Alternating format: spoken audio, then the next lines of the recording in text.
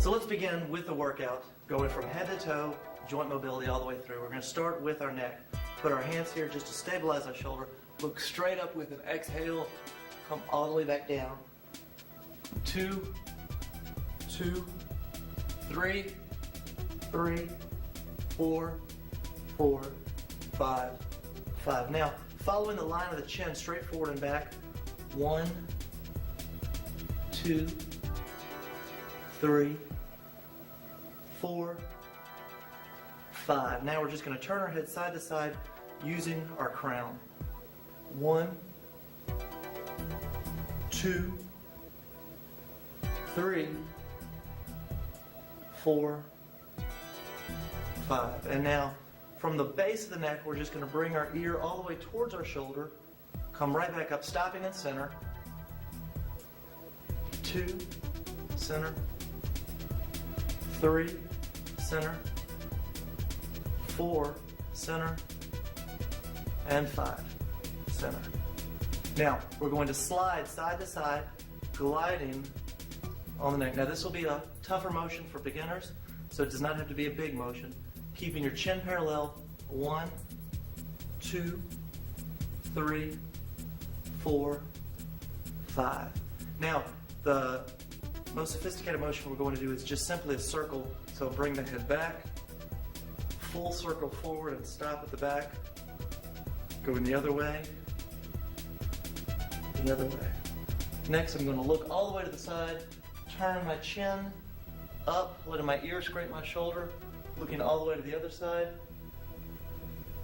And 2, 3, 4, 5. Now, going down to the shoulders, first we're going to warm up the trapezius just a little bit, just shrugging it straight up, rolling the shoulder blades back, pinching them together, and 1, 2, 3, 4, 5. Holding it for just a second, rolling forward for 1, 2, 3, 4, 5. Same motion, just one at a time. 1, 2, 3, 4, 5. Now, when we go into the circles in each plane, make sure that the elbow stays straight because we want to work the shoulder, not the elbow. So we'll do top and bottom. 1, 2, 3, 4, 5. Same 2 planes, this time different direction. 1, 2, 3, 4, 5. Same arm this time, going each side. Big circle on one side. Again, keeping that elbow straight. Circle on the other. 2, 2, 3, 3, 4, 4, 5, 5. Now go in the opposite direction. 5, 4, 3, 2, 1. Now, front plane and back plane. Again, keeping the elbow straight, working the shoulder.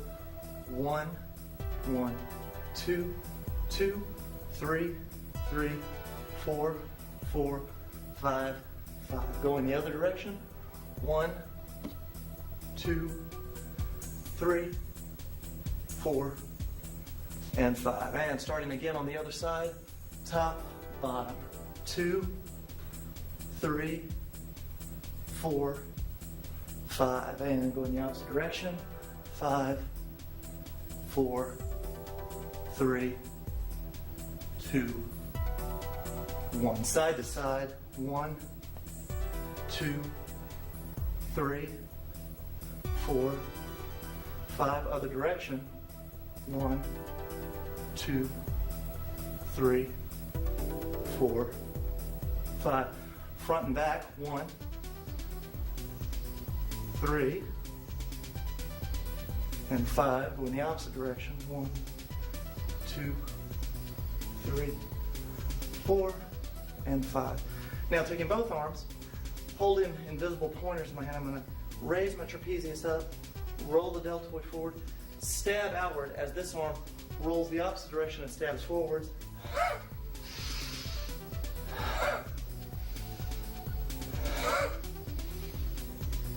Now, moving down the shoulder to the elbow, very simple circles to start out with. 1, 2, 3, 4, 5. Coming the other way. 1, 2, 3, 4, 5. And figure eights going top, bottom, top, bottom, top, bottom. Other way. 2, 3, 4, 5. Now, moving on to the sternum, we're just going to expand and contract. Don't think so much of bringing your shoulders together, but actually take your chest back, forward and back, forward and back. And now, within your shoulder girdle, make a circle with the spine. Just a couple directions. And again, this movement is more sophisticated. So take your time if we need to stick here. If you can, forward, circle around, and back. Now, to dynamically open up the chest and shoulders a little bit more, let's just start with up and down. Put the shoulders.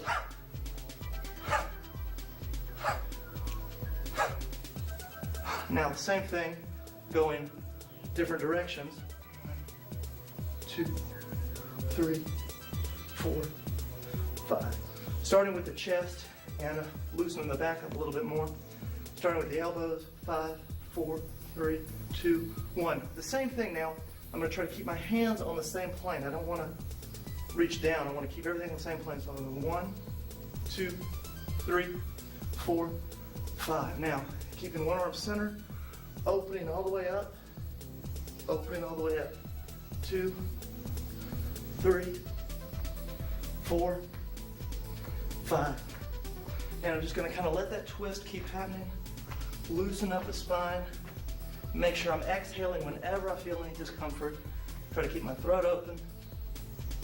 Now I'm going to turn on the ball of the foot as I continue to twist.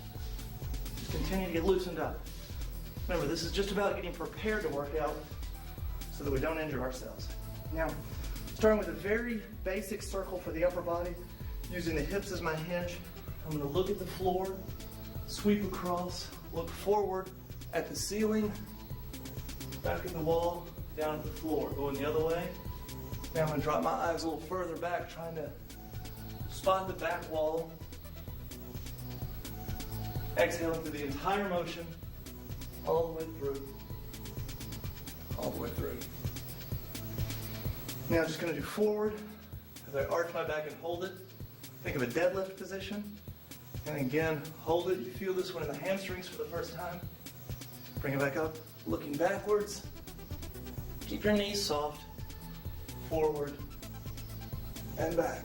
Now, going down to the hips, starting with very basic, big hip circles. Try to keep your head in one spot.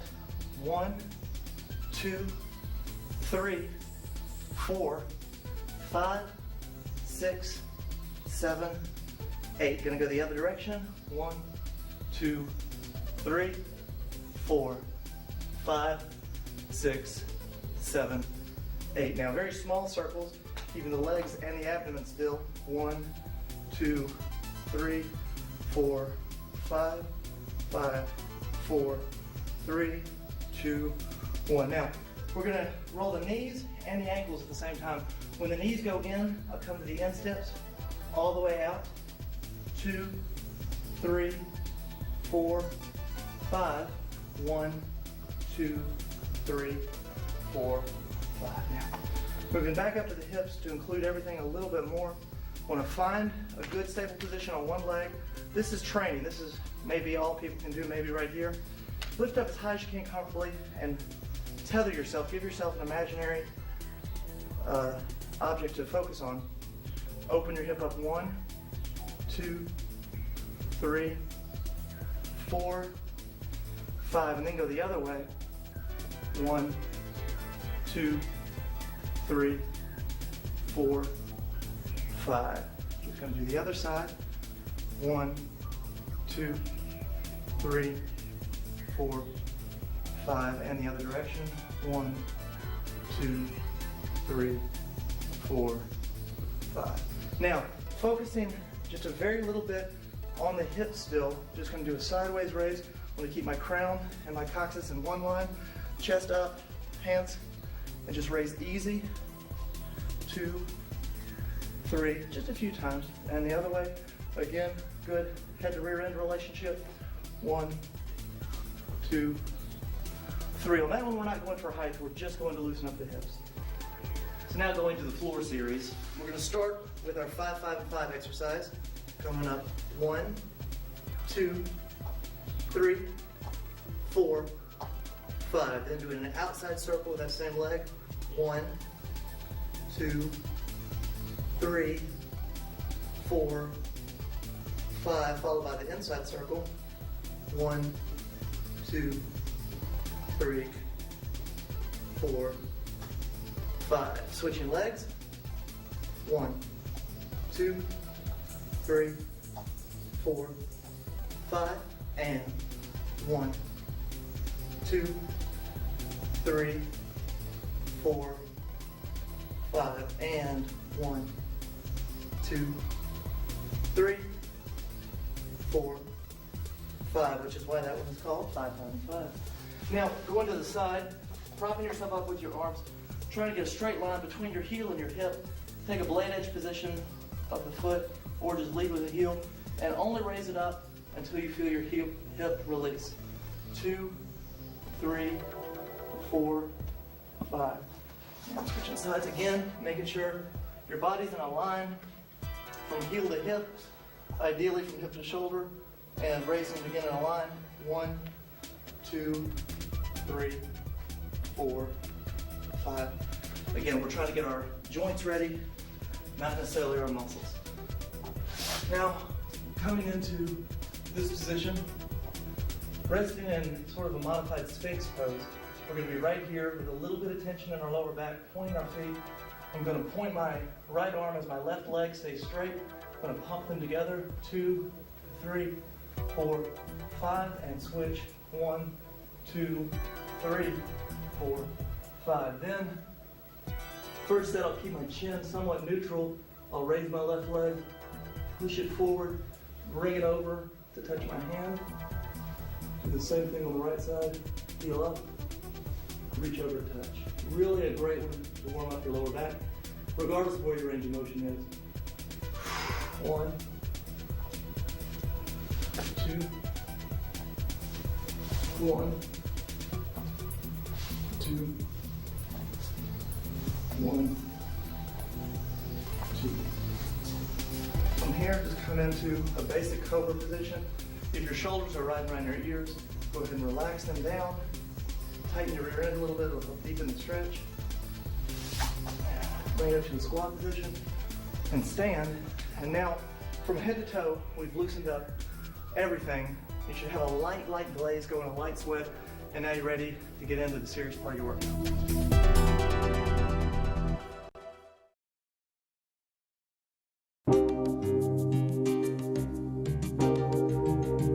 So we want to prepare our joints for the exercises that we're going to do. It doesn't take long. This can be done in 5 to 10 minutes before class. And again, I do it before yoga classes. I do it before my martial arts classes. I do it before I work out. This is a part of my daily personal practice. You can also take the same practice and do it as a standalone workout on a recovery day or just to help wake yourself up in the morning. This has been a part of my morning routine for probably the last 9 years. So we're going to start with the neck and move all the way down. In each exercise, I'm going to show you a couple different versions. Find the version that works best for you and your body. Key points to remember: exhale whenever you think about it. You want to forcibly exhale versus holding your breath. Holding your breath is only going to lead to injury when we're doing joint mobility. So always exhale, try to keep your throat open and a smile on your face. And I say a smile on your face because tension irradiates downward. So if you're straining and trying to get to a certain position, it's just going to tense up other muscles in your body. So again, we're going to focus on the joints that will help us relax the muscles into whatever we're going to do next. This can be instituted before a martial arts class. If you're a martial arts instructor, you can teach this before your warm-up or have one of your assistant instructors teach this before the warm-up, before they actually step onto the floor. Most martial arts classes now are about 45 minutes, and they really try to rush through a warm-up and rush through the fitness side to get to the actual technical material. This is a great way to prepare your students. I've used it in my classes for years now, and I have very, very few injuries, if any, from my students because we prepare ourselves very well. So we're going to start with the neck and move our way down. The first plane of the neck is just going to go all the way up and all the way down. Ideally, you want to get your chin onto your chest and exhale at the bottom. Inhale going through the motion, exhale again at the top, stopping at the top. You can focus your eyes a little bit back or straight ahead, and then exhale down. Again, I have them do anywhere from 3 to 8 repetitions typically, up and down. Then forward and back is a motion that a lot of people don't do on purpose. But it's very, especially if you're a fighter, when you get hit, you have to learn to absorb this motion. This motion is very important. So we follow the jawline forward and then follow it straight back as if you're trying to ride a punch out there. So extend forward and back. And you exhale forward and back. Exhale forward and back. Moving side to side. Again, if we have a line running through our crown all the way to our coccyx, we want to keep that line straight, keep your shoulders hanging, and just simply turn your head looking all the way to the side, back to center, all the way to the side, back to center. Have your students or yourself stop and center just to reassess so that you don't move too quickly and jerk anything out of place. Looking all the way to the side, all the way to the side. If we come down to the base of the neck now, we're going to lean all the way over and again pause, coming all the way up. All the way over and all the way up. Over, you feel the stretch all the way into your trapezius. Up, feel it, and up. Now, the same motion, but this time we're going to use the mandible. We're going to just kind of go a little bit further, a little bit further. The base of the neck's not really involved this time. Over and over. Now, with these motions, we can go into very sophisticated motions. You can do clover leaves, you can do infinity patterns, you can do a lot. We're going to keep it very basic for this, and we're going to go for a circle. The easiest way to do this is if you extend forward. This will be our start and our end point. You're going to take it to the side and bring it all the way back. Keep it going forward and come back to that starting point. Then go the other way. And again, exhale. It can be a small circle. It can be a bigger circle. But again, you want to try to keep your chin parallel the whole time. So 1, 2, 3. 1, 2, 3. The next motion, a good friend of mine who's a chiropractor taught it to me when I had twisted my neck a little bit. If you look all the way to the side and then simply sweep your ear by your shoulder as you look up and hold that position, then bring your chin down. Sweep your ear by your shoulder, look all the way up, and boom. You're actually moving your chin almost in a perfect figure 8. And then you can actually, you could go back the other way as well. It's a great way to loosen up the neck. Moving straight down. Now the reason we're moving from head to toe is as we were born, we developed from our head down and from our center outwards. That's the same way we warm up. Neurologically, it helps keep everything in place. So we're just going to start with a shoulder raise. When we do this, you want to raise your shoulders, let your arms be dead hang, roll back so that your scapula squeeze your shoulder blades together, really stick your chest out, exhale down, and kind of back to the neutral position. Up, back, down. There's an exhale, again, through everything. Going the other way, you simply reverse the motion. Squeeze the shoulder blades together, bring it up towards the ears, and then try to roll the shoulders forward. This motion is really, really difficult for a lot of people because most men focus so much on holding their chest out that they forget that there's an opposite motion. So you want to, and especially if you get into shock absorption, if you get into taking blows, we need to have flexibility there.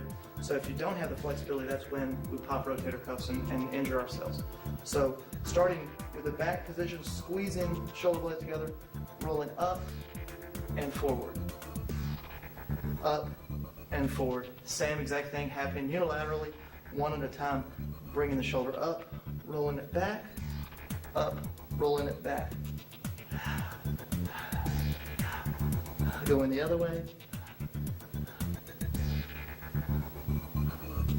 Loosening up the shoulders. Now, every joint, if it moved perfect, would move in 6 different degrees or 6 different directions. The shoulder we're going to spend a little bit more time on the shoulders. We just really primed the shoulders with those shoulder rolls. We'll spend more time on the shoulders and the hips than anything else because in martial arts specifically, most injuries stem from either a shoulder or a hip injury. So the key here is to keep your elbow locked so that your shoulder has to move. I don't want, if I'm doing a top circle, I'm not doing this. It's not an elbow circle. I want my shoulder moving. So an easy thing to do is hold your shoulder straight above your head and pull it out of the socket for a second. Then let it relax back in. You pack your shoulder back in. Now start with a very small circle. Go in one direction. The direction does not matter because whatever direction you go, you're going to do the opposite direction. And this is just the top plane of motion. Again, we're going to go through all 6. Once we actually do the workout, this will go much faster because we'll do probably 2 planes at a time. So you've got 3 to 5 repetitions one direction, 3 to 5 in the other direction. Again, keeping the elbow locked is key. That's the most important thing here. Now, on the bottom level, I'll actually lean over a little bit so that my hand falls directly from my shoulder. I want it hanging, again, elbow locked, and then stir a pot. 3 to 5 repetitions one way, 3 to 5 repetitions the other way.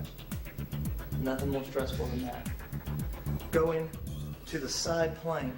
This is the good old arm circle. Now this is the range of motion that a lot of people do practice. It's sad that it's the only shoulder repetition or shoulder direction that they practice, but generally this one is well covered. Going in both directions. If you're getting advanced, get very close to a wall and try to keep everything really, really tight. And again, I'm talking through this, which makes it easy for me to remember to exhale. If you're not talking through it, make sure you're consciously exhaling. One of the more difficult planes, going to your opposite side. When you do that, you have to reach over your body. Now, if you're bigger or if you've got a really developed chest, sometimes that's problematic because your pectoralis can actually get in the way. Doesn't matter if you're all the way over here or if you're even out this direction. You just want your deltoid to reach over here, elbow locked, and do circles again. When we get into the dynamic motion, your range will increase automatically. Keeping the elbow locked, 3 to 5 repetitions each direction. The front plane, I call this the Pete Townsend. You simply come up and do a big forward circle. 2, 3, 4, 5. Now from there, we're going to go backwards. 1, 2, 3, 4, 5. Now, so we've got top, bottom, side, side, front. That just leaves the back. Now this is a very neglected plane of movement. Most people, when they get injured, it's reaching backwards, it's throwing the pitch, it's trying to throw someone in judo. So we're going to focus on this. The easiest way to do it is if you start with your arm extended to the side and reach up, you're going to circle behind yourself. Now, try to keep your eyes going forward because if we look, it's more of a waist exercise. Your waist will definitely move, your head may move a little bit, that's okay, but we want to focus on the shoulder, keeping the elbow locked. 1, 2, 3, 4, 5, and of course we've got to go the opposite direction. 1, 2, 3, 4, 5. So that's the 6 planes for the shoulder. Top, bottom, side, side, front, back. Now, once you actually see the workout portion, you'll see that that can go much faster by combining planes. Generally, right off the bat, I teach my students the basic exercises in each position, and then we immediately try to link them together so that we have a top and a bottom. If you notice, it's making a big hourglass or a big figure 8. 1, 1, 2, 2, 3, 3, and then of course going the other way. 1, 2, 3. Going side to side, work well together. Again, be careful on this side, keeping that elbow disciplined, keeping it locked. Coming all the way back to the side, you come through your center line and to the other side. 2, 2, 3, 3. Now going the other way. 1, 2, 3. I really like putting front and back together. It really helps. The dynamic mobility helps me move my shoulder a little bit better. So you come in front with that Pete Townsend and all the way back. Front, back, front, back, front, back. Linking those together makes that a lot easier. Later, once you get more sophisticated, you could even do both arms at the same time. This way, it even takes the time down even less. Doing, again, basic motions, front and back, and front and back. Even, I've done this a while and I had to coordinate myself. So, moving the shoulders, lots of different directions. The last one, squeezing and wringing the shoulders out. You start here. We take the little pointers here because it just helps you visualize there's a stabbing motion in each side of this. My shoulder comes up and rolls forward. Once it's there, it stabs out to really pull. This really strains the deltoid, makes it feel really good. It's like it's wringing it out. At the same time, this arm rolls underneath, palm up, almost palm completely over as I stab forward that way. To coordinate those two, I exhale, getting a good contraction of my abdominals. Unroll one shoulder, roll the other.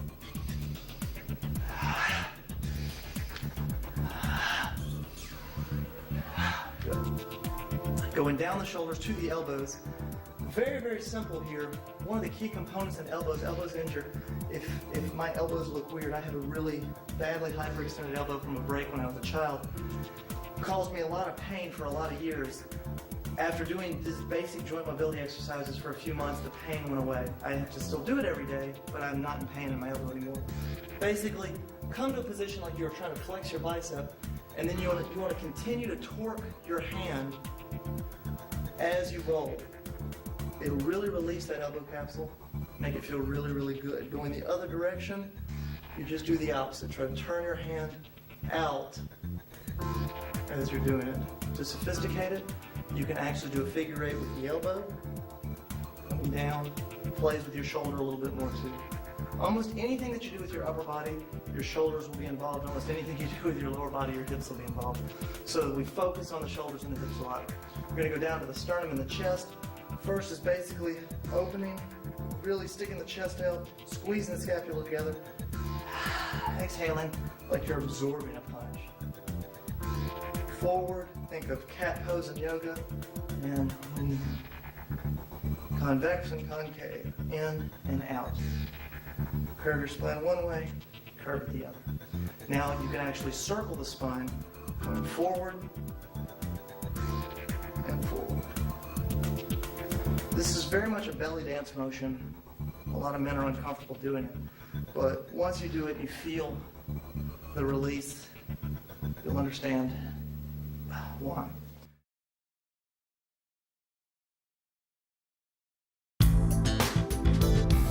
So now going into the chest, everything that we do that pushes something away from the chest or pushes something away from the body is going to involve the chest. Anything, if we're pushing our arms out, if we're pulling in, it's going to involve this area. So we really want to make sure we focus on that too, plus the shoulder is the mover for the chest. So we're going to start with our elbows going back and just starting easy and getting more dynamic, making sure, again, exhaling on every motion. I like to extend the arms at this point, and I want to keep everything on the same level. I don't want to go down. I want to keep everything here, focusing on the pectoralis, really extending. Now from here, starting in a twist, I like to open it up, open it up, open, open, open, open, open. Let my arms fall after that, and again, just sort of to focus on keeping your arms relaxed. If you just sort of let them swing with you and pinch yourself a little bit, that sometimes builds a little momentum. From this position, really working my spine, trying to loosen everything up. Now I'm going to turn to the ball of one foot and the other. And it really just intensifies it. I can stop swinging my arms and now focus a little bit more. Boom, boom, boom. Now, so we've got everything. It's getting there. We're getting good and warmed up. We're getting a lot of blood, a lot of synovial fluid. Now, as we start these rotations, focus on where your eyes go and focus on keeping that exhalation. If you're not used to going backwards, be very careful and do it gently. Make sure somebody's there. Starting going forward, I like to look at the ground, sweep my eyes around, come up, looking out this way now, starting with just the ceiling. Following my eyes across the ceiling, looking back forward, coming down. I'm moving my upper body around my lower body. I'm going to do it gently, nice and easy. If you get more comfortable, you can take your eyes, shoot them backwards, trying to look at the floor, the wall behind you, the wall in front, and the floor. Again, keeping your eyes open will help you maintain good balance. It will make you a little dizzy at first, that's normal. Focusing just on the front and back plane for a second, we're gonna exhale forward as in a deadlift position, keeping the back flat. Inhale ourselves up, and then exhale ourselves backwards, looking backwards, coming up. Forward, center, back, center. Forward, center, back, center. Moving right along, go into the hips. Again, a lot that we're going to do for the hips. Start with a basic circle, big circle, moving your hips around your upper body this time. My feet stay still, my hips are moving in a circle around it. I want to just exhale and move it. Again, repetitions, I've heard people say you need to do at least 60 repetitions. Generally for me, between 5 and 10 is enough. Find what feels best for you. Now, from that, we're going to do the exact same thing, but we're going to make the circles much smaller. So we'll try to keep our legs and our torso still and just move the hips. If you're working out at a gym, this will get you some attention. I don't know if it's a positive, but it's a great way to meet people at the gym when you're focusing on small micro hip circles. And believe it or not, this is not the last sophistication of the hips. Once you get into this, if you check out Coach Sonen's work on Into Flow, you can get into hip infinities, hip circles, hip cloverleafs. We won't go there today, but again, small hip circles in each direction. From here, I like to move right to the knees, and because it works so well, I'll use the knees and the ankles together.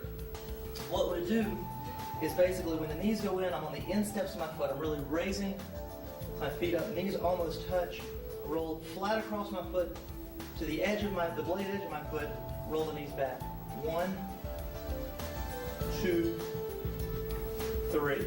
And the other way, insteps, blade edge, insteps, blade edge, squatting just enough to feel the knees release a little bit.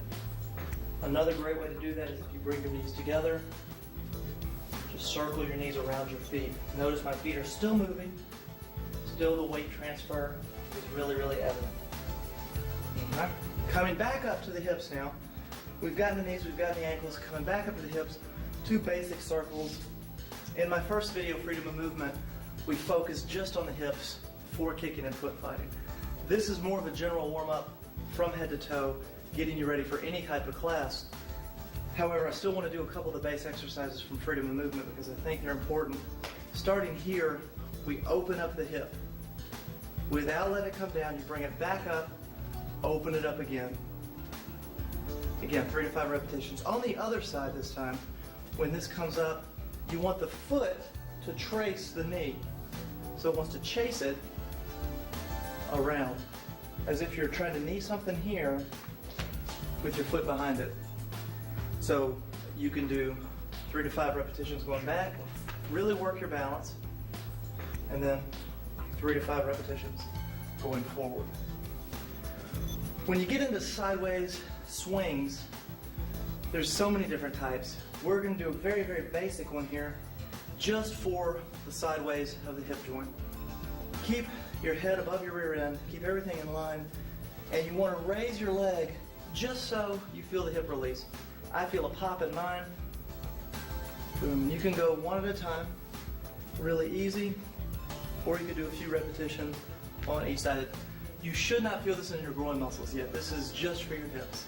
So now we've done joint mobility from head to toe. We're feeling good. There's a couple more things I want to do with the hips and with the back, just to get us ready to make sure that we prevent any type of injury that we can.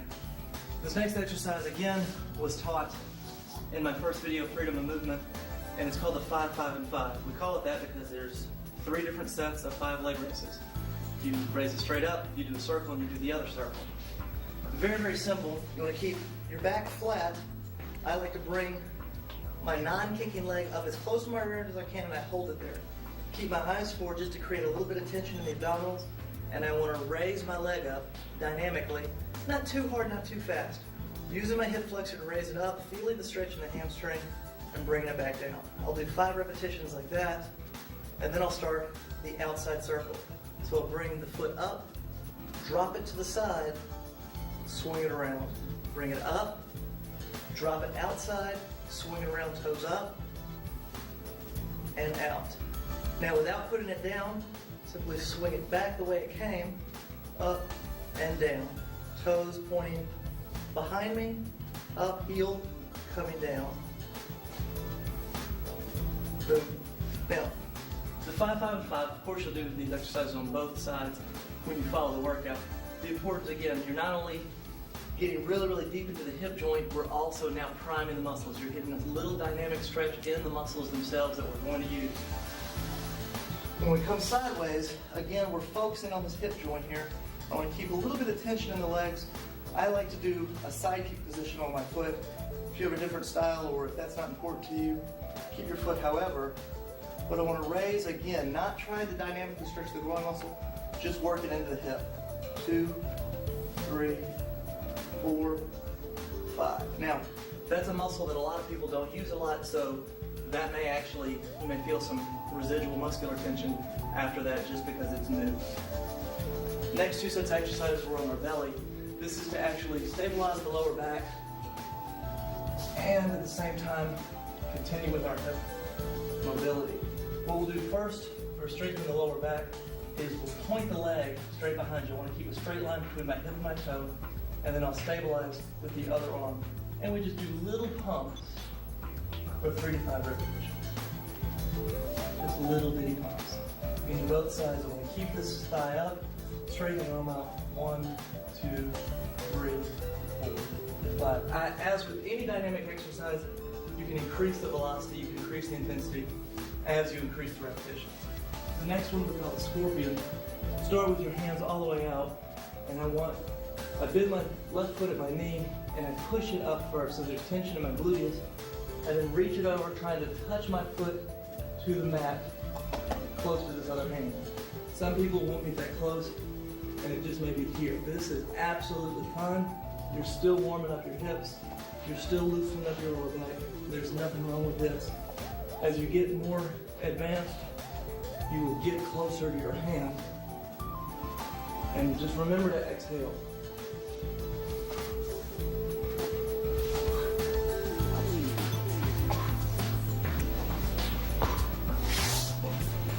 I always like to do a good cobra position, really, really raising from the ground. And just hold it. If you're in this position and it feels fairly comfortable, if you flex your gluteus, tense your butt up a little bit, it'll really help deepen that stretch in the lower back. Keep your shoulders from right around your ears, keeping your neck long. You can do a little joint mobility with your neck at the same time.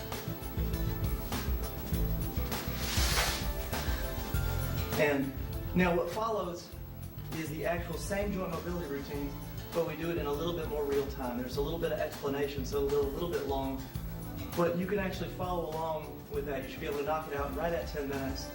And it's something that you can do every morning. It's something that you can do before a martial arts class, before a yoga class, before a good workout, to prime your joints for that workout to avoid injury. Once your joints are loosened up and ready to go, you're ready to get into your dynamic work, your muscle work, and whatever type of class you're going to do.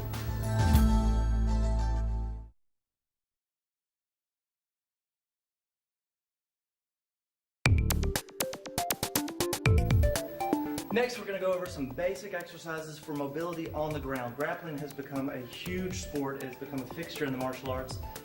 There's a lot of injuries associated with grappling, generally because of lack of proper preparation. So we're going to go over just a few exercises that will help you regardless of what your grappling sport is. We're going to start with a basic position in yoga known as the plow, where basically your feet come over your head. Now this may be enough for some people. The idea is to work that in such a gentle way that you can continue to breathe when your feet are either over your head or on the ground. And I may just sit up very easy. I want to make myself very tall. Exhale myself back. Continue to exhale. Exhale myself forward. You never really need to worry about an inhale. You'll inhale when you need to. So from here, start with my back very tall. Relax back. Touch my feet gently. come back. As you get more advanced and as you get more comfortable, you can just simply statically hold that position. But again, the point of this exercise would be just to breathe. If you're having trouble and your feet can't touch, you can always bend your knees and touch them on your forehead, or later try to touch a knee to the ground. The next level of this is going to be making this into a roll. What I'm going to have to do here is pick one side of my head and let both of my feet go to that side. So in this instance, I'll pick the left side. As I go back to my plow, I'll simply take both feet towards my left side, and then I'm going to try to touch both knees to the ground. I'll come back, sit very tall. This time I'll go to the right. As I exhale down, my feet go to the right. I try to gently touch my knees. I'm talking so that I'm breathing. Make sure there's a continuous exhalation. Go back. Again, 2. Very gently, not hard. And 3. Next, we'll actually be going into a Cesar, going into a double knee position from that same roll. Picking the left side first, shooting both feet over that way, gently touch the knees, and coming into a kneeling position. If you can simply enter right back in using the shoulder roll we learned earlier, turning my head, rolling forward, and then going to the other side. I'm going to use touch, sit straight, engage the shoulder, come back. 1, 2, 3, 4. Again, the idea is to be mobile on the ground, to be relaxed and loose, especially in the neck area, especially without holding your breath. Going right in to the next sequence here, we're going to start in a basic table position. It doesn't have to be any more stressful than this.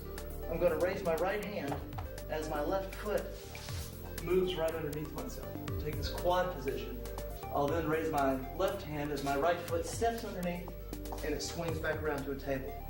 We can do a whole clock like this where my right hand, left foot, left hand, right foot, or I could go backwards, left hand, right foot, right hand, left foot, left hand, right foot, and there's 1,000 different variations you can do on your own. To sophisticate that even more, going into a gymnastic bridge is a great exercise. It won't be as applicable directly to the grappling, but just for strength and fluidity in the back. As my right hand raises, my left foot steps, my eyes are going to follow my hand as I engage into a gymnastic bridge. Then I'll lift my left hand as my right foot read underneath. Raise my left hand again, right foot steps underneath, follow that line, and we'll switch again. We can go this way, go back the other way, boom. And again, this is to get you comfortable moving on the ground.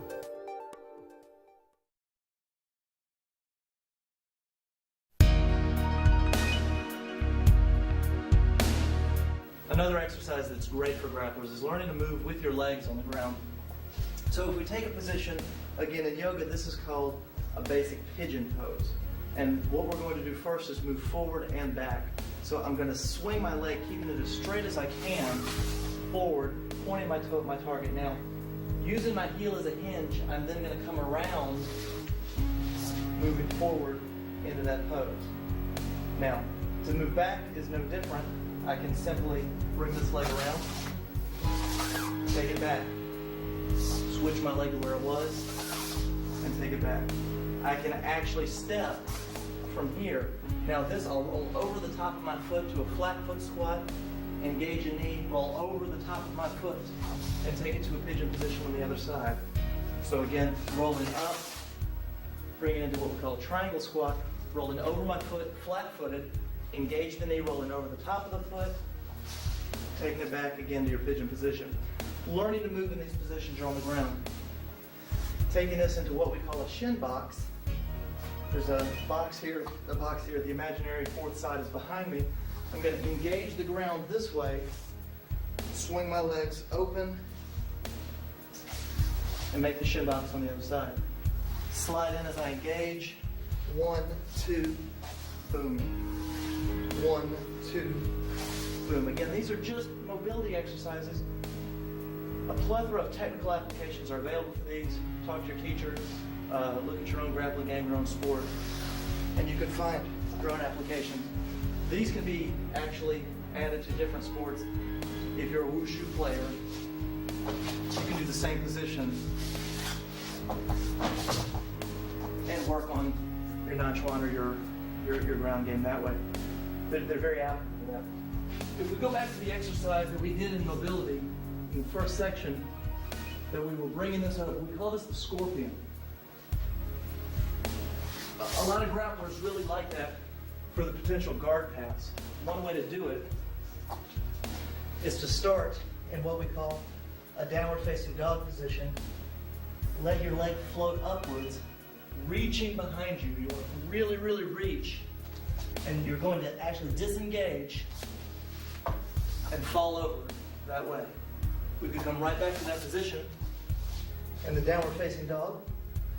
Let the leg float up into down dog splits. Reach over, and you're in that position. From there, you can switch sides. Reach forward again, pushing with the coiled leg. Extend, and there you are, and you switch sides into the back. Again, these are exercises to get you ready to move on the ground, to get you ready to move with a partner, so that your performance is enhanced through the movement. You don't have to worry so much about what the moves are, just have a really good movement.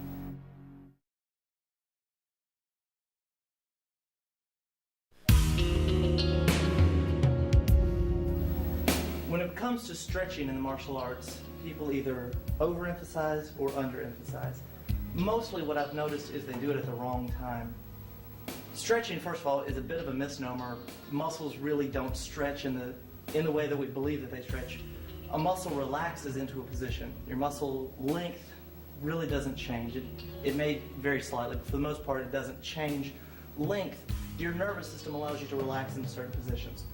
The best time to stretch if you want to gain positional flexibility, and I say positional flexibility because you're becoming more flexible specifically. That's why I refer to a lot of these stretches as stunts, because if we're doing a split, we're going to get much better at doing a split. There is carryover, and it's very important for a lot of people. They want to be able to do these positions, which is why we'll go over them. Again, the best time after class, when you're good and tired, the antagonistic muscles are shot, you're saturated with blood and synovial fluid, and you're ready to relax afterwards. So first thing we're going to do is start with just a basic forward fold for the hamstrings, for the lower back. To make sure that we get the lower back involved, we're basically going to arch the back just a little bit. We're going to try to fold right from your hips, and I want to lean forward till I feel my back flat. Some people may have a flat back up here. Some people can go further. It doesn't matter. You can put your hands on your knees at this point. Doesn't really matter. And at this point, we just want to hold and exhale. If you feel tension in the muscles, that's fine. It's supposed to be there. Just relax everything else, including your face, including your breath, until the muscles literally melt into position, or until it just releases. So we're just going to hold this position, and then I'll release my lower back and fold forward. I want to keep my knees straight but not locked. I may bend my knees just a little bit here and come right back up and do it again. How long you hold it is up to you. Anywhere from 30 seconds to 3 minutes, depending on what you're working on. Find what feels right. Make yourself uncomfortable, but not very uncomfortable. Don't go to pain. Try to find a place where the release feels good. So I'm going to come down to a flat back, and then release forward. Bend my knees slightly. Come back up. Have a good crown to coccyx relationship. Arch the back. I'm going to hold it, feeling the tension in my hamstrings. If you don't feel it, you can flex your quadriceps just a little bit to intensify that. I'm looking forward, trying to keep my spine straight. I release the spine as I fold forward.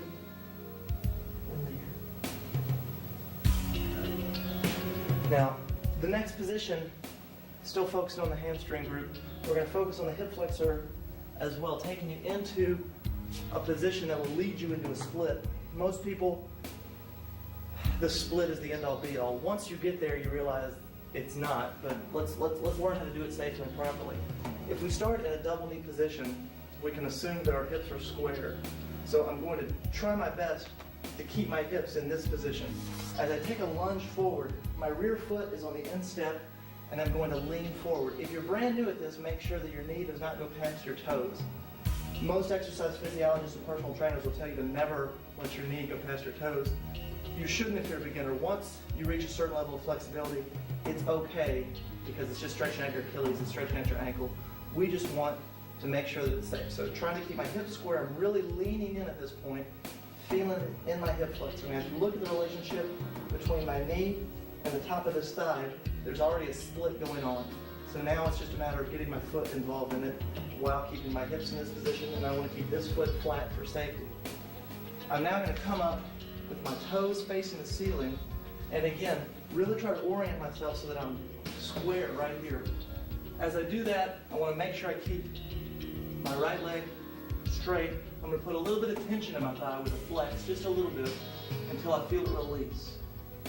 Now, there's two different ways of stretching from that point. One is to lean forward, and one is to push the foot out. Which order you do them is really going to be up to you. But what you want to do is not move forward until you can really relax into a new position. This position is going to be your split position. It's just a matter of staying there long enough till your muscles relax into it. So I'm going to lean forward as I exhale, and push forward as I exhale again. Lean forward a bit, trying to lead my chin towards my toes. Sink into it a little bit more. Trying to find a position that's uncomfortable but not very uncomfortable. Lean forward again. And sink again. Once you're on the ground, you can practice and experiment with different hip positions, feeling how each feels. My back foot is still on the instep. You can focus on chin to knee. My next goal is to keep my toes to my foot, which I'll get there. I want to come out of the stretch the same way that I went into it. Slow, maybe massage the muscle a little bit, come into it, and then come back into Seiza. Since we started with right leg, we need to make sure we do the left leg. I'll talk a little bit less, but we're going to do the exact same thing. I want to keep my hips square and lean into it. I want to hold that until I feel the hip flexor just really release and relax. I'm pushing the top of my foot into the mat like I'm round kicking it. From here, I'm going to go into the position of the split, trying to keep my hips square. And again, I'm going to exhale forward, leading my chin towards my toes. And then I'll relax forward a little bit. I'll lean forward with an exhale. And then sink in with an exhale. Again, making sure my hips stay square. Forward. And sink. Forward and sink. Now, when you find a position where you're on the ground, again, the important thing is to find the most comfortable position you can. My foot's cramping, so I'm wiggling it. Forward. Come out of it the same way. And there's the position for the front split. There's 100 ways to do it. Another way that a lot of people like is to change the position of the back foot so that basically you're in a hard bow stance or a front stance from here, and this foot would stay bladed when you go down. That way you're stretching the hamstring on one leg and the groin muscle on the other. I'm not as much of a fan of that position because it strains the knee a little bit, but a lot of people like it. The safest way to do it would be just like I did, start in the position and let it start to slide as you catch yourself, relax into it. Again, I'm not a fan of that position. A lot of people like it and have no pain. That's the trick whenever you're doing these stunts, whenever you're doing a static stretch, is your body is different than mine, so you may have to find an angle that works best for you. So going into the split, we're going to do it two different ways. The first is basically a straddle position, and we're going to try to lay forward on. When we do this, the key, again, is to be patient and relax. Your muscles are not going to stretch. Your muscles have to relax into the position. A couple neat little tricks that I've learned is if I start holding onto my heels, I can slowly straighten my legs until they get into a position. Now I'm further down, and with an exhale, I'll simply move my feet out as I come into the ground, leading with my chin. I don't want to round my back a lot. I want to lead with my chin to get my chest flat. Once I'm there, then I can continue my breathing cycle where I inhale to lengthen, exhale to deepen. Inhale, exhale. Inhale, exhale. Now when I say lengthen, the inhale should lengthen my spine, the exhale should deepen the stretch. So using the same foot hook there, this is, I can't really tell you why this works, but it really helped me, is if you start in a position of balance, so that I'm holding on, my thumbs down, holding on to each foot, and first just find your balance. There's a little core stability in here, which is great. From here, you can go one leg at a time, that you extend, and you really, I feel this more in my hamstrings, some people feel it different places, and then to extend both legs and hold is really priming the muscles that we're about to use for the floor stretch again. So I'll really focus on spreading my feet apart while hanging on. Then slowly engage the ground and do the same thing again. Focusing forward and deep. Now, that stretch, while it hits the groin muscles, it hits the hamstring, we're also really targeting the lower back. Your lower back is involved in every kick you ever throw, so it's important to keep it healthy, to keep it strong. The final split position, the center splits, is no different than the others. It's important to find a position in your hips that feels good.